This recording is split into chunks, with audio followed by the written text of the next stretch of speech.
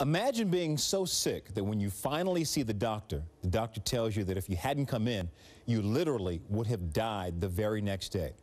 Then imagine using your situation, as dire as it is, to inspire others. Then imagine your situation inspiring someone who's inspired you. If your name is Rashawn King, you aren't imagining any of that. You're living it. And if your name is LeBron James, you're inspired by it. Here's Rachel Nichols. Players play and fans cheer. But what happens when one of the biggest players of them all becomes a fan of a kid in the crowd? I told him that he's my inspiration. He inspired me to continue to do what I do out on the floor. I was so shocked and surprised. I was like, whoa, like, I inspired my hero. LeBron James and Rashawn King met this fall, but the two were supposed to meet much earlier.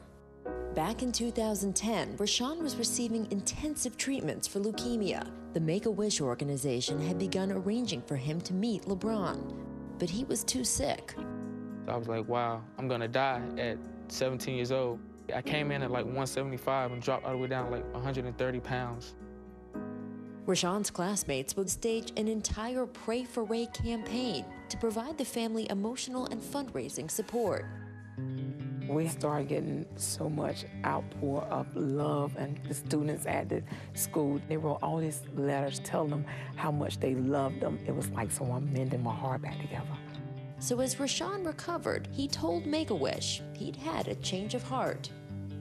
Okay, LeBron James, I really want to meet him bad as my hero, but you know, why not give back to those who helped me out and was there for me when I was sick and I was down? His new choice? In April of 2012, Rashawn had lunch purchased for his entire school. You basically got traded for 1,900 Chick-fil-A sandwiches. How do you feel about that?